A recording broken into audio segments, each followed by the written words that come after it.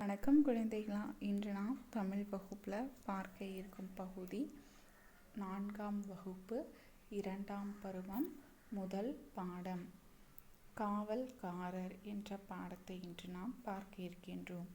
கதையை நமக்கு இதில் பாடல் வடிவில் கொடுத்துருக்காங்க. இந்த பாடலை பார்க்குறதுக்கு முன்னாடி நான் உங்களுக்கு இந்த பாடலுடைய கதையை உங்களுக்கு கூறுறேன். வயல்வெளிகளெல்லாம் சோளக்காட்டு பொம்மை வச்சுருப்பாங்க, பார்த்துருக்கீங்களா குழந்தைகளா? சோளக்காட்டு பொம்மை வைக்கோலில் செய்வாங்க. அதற்கு ஒரு சட்டை போட்டு தலையாக பானையை வச்சு மனிதன் தூரத்துலேருந்து பார்க்கப்போ பறவைகளுக்கு மனிதன் மாதிரி தெரியும், அதுக்காக அதை வைப்பாங்க. அப்போ தான் அதை பார்த்துட்டு அங்கே ஆள் இருக்காங்கன்னு சொல்லிட்டு பறவைகள்லாம் அந்த வயல்வெளிக்கு வந்து அங்கே விளையிறதுலெல்லாம் நாசம் பண்ணாமல் இருக்கும், அதுக்காக அதை அங்கே வைப்பாங்க. அப்படித்தான் இங்கே ஒரு சோளக்காட்டு பொம்மையை ஒரு காகம் பார்க்குது. அந்த காகம் இதை பார்க்கல நினைக்குது, இதோட சட்டை இப்படி இத்து போய் கிழிஞ்சு கிடக்குதே. அந்த சோளக்காட்டு பொம்மை மழையிலே வெயில் இருக்கிறதுனால அதோட சட்டையில் எப்படி இருக்கும், இத்து போய் கிழிஞ்சு கிடக்கும். அதை பார்த்து இந்த காகம் நினைக்குது, இந்த மனிதருக்கு நம்ம உதவி செஞ்சோம்னா நம்ம பயம் இல்லாமல் நம்ம சந்தோஷமாக இங்கே உழவிட்டுருக்கலாமே, நம்ம உதவி செஞ்சால் அது நம்ம மேலே கொஞ்சம் இரக்கம் காட்டும் இல்லையா அப்படின்னு சொல்லி இதை யோசிச்சுட்டு பக்கத்து வீட்டில் போய் அவங்க ஆள் இல்லாத நேரத்தில் பார்த்தா அங்கே இருக்கிற வேஷ்டி சட்டையெல்லாம் இந்த காகம் கொண்டு வந்து இந்த சோளக்காட்டு பொம்மை பக்கத்தில் போட்டுட்டு இதை எடுத்து நீங்கள் போட்டுக்கோங்க அப்படின்னு சொல்லிட்டு இது பறந்து போய் ஒரு இடத்துல உட்காந்து பார்த்துட்ருக்கு. இந்த சோளக்காட்டு பொம்மை என்ன பண்ணிடுச்சுன்னா, இது பொம்மையாச்சே, இதை எடுத்து போடுமா? அந்த காகத்துக்கு அது தெரியல. அது ஏன் இந்த இவர் வந்துட்டு சட்டையை எடுத்து போட மாட்டேங்கிறாரு, பழைய சட்டையை கழட்ட மாட்டேங்கிறாருன்னு சொல்லி பார்த்துட்டே இருக்கு.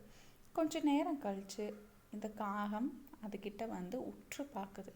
பார்க்கல தெரிஞ்சது இது மனிதன் அல்ல, இது வைக்கோலால் செய்யப்பட்ட ஒரு பொம்மை அப்படின்னு தெரியுது. உடனே இந்த காகம் அதோட தலை மேலே ஏறி உட்காந்து தன்னுடைய இனத்தை கூவி அழைக்குது. இதுதான் அந்த பாட்டினுடைய கதை. சரி குழந்தைகளா, இந்த பாடலுக்குள்ளே போகிறதுக்கு முன்னாடியே இந்த பாட்டினுடைய நூல் குறிப்பை நாம் இப்போ பார்க்கலாம். மலரும் உள்ளம் என்னும் நூலின் 2ஆம் தொகுதியில் இப்பாடல் அமைந்துள்ளது. மலரும் உள்ளம் என்ற ஒரு புத்தகத்தில் இந்த பாடல் அமைந்திருக்குதுன்னு சொல்கிறாங்க. இந்த பாடலை எழுதியவர் வள்ளியப்பா. இவர் குழந்தைகளுக்கான கதையையும் பாடல்களையும் மிகுதியாக பாடியுள்ளமையால் குழந்தை கவிஞர் என அழைக்கப்படுகிறார். வள்ளியப்பா இந்த நூலை எழுதியிருக்காரு. அவர் வந்து குழந்தைகளுக்கான கதைகள் பாடல்கள் இதெல்லாம் நிறைய எழுதியிருக்கிறதுனால இவரை வந்துட்டு குழந்தை கவிஞர் அப்படின்னு சொல்லுவாங்க அப்படின்னு இந்த நூல் குறிப்பில் சொல்லியிருக்காங்க. சரிங்க குழந்தைகளா, இப்போ நம்ம பாடலை பார்க்கலாமா? சட்டை மேலே கோட்டு மாட்டி சரிகை போட்ட வேட்டி கட்டி நட்ட நடுவே தோட்டம் தன்னில் ராஜா போல நின்றிருந்தார். இரவும் பகலும் தூங்கிடாமல் இங்கும் அங்கும் நகர்ந்திடாமல் பெருமையோடு காவல் காப்பார் பெயரில்லாத காவல்காரர். காக்கை குருவி அங்கே வந்தால் காவல்காரர் நிற்க கண்டு சீக்கிரத்தில் வந்த வழியே திரும்பி ஓடும் பயந்து கொண்டு. காற்று பலமாய் அடித்ததாலே கனத்த மழையும் பெய்ததாலே நேர்த்தியான அவரை நுடைகள் நித்தம் கிழிந்து வந்ததையோ.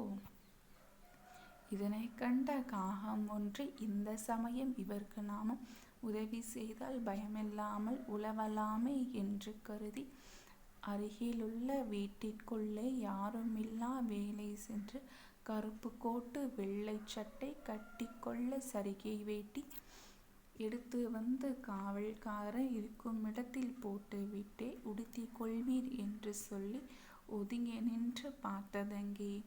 காவல்காரர் பழைய உடையை கழற்றி கீழே போடவில்லை, ஆவலோடு புதிய உடையை அணியவில்லை, அசையவில்லை.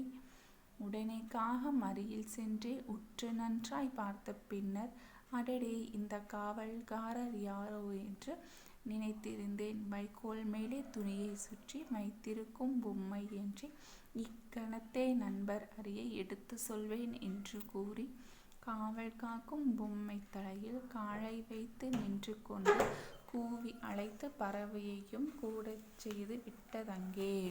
இந்த பாடலை எழுதியவர் வள்ளியப்பா. இந்த பாடலில் வரக்கூடிய பயிற்சிகளை இப்போ நம்ம பார்ப்போம்.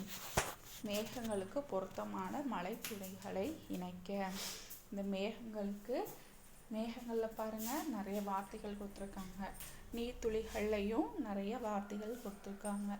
அந்த மேகத்துக்கு இணையான வார்த்தைகளை நாம் கோடு போட்டு இணைக்கணும். இணைத்த வார்த்தைகளை நாம் இந்த கோட்டில் எழுதணும். இங்கே முதல்ல எழுதியிருக்காங்க பார்த்தீங்களா, சரிகை வேட்டி. இது போல் நாம் சொற்களை சேர்த்து இங்கே நாம் எழுதணும்.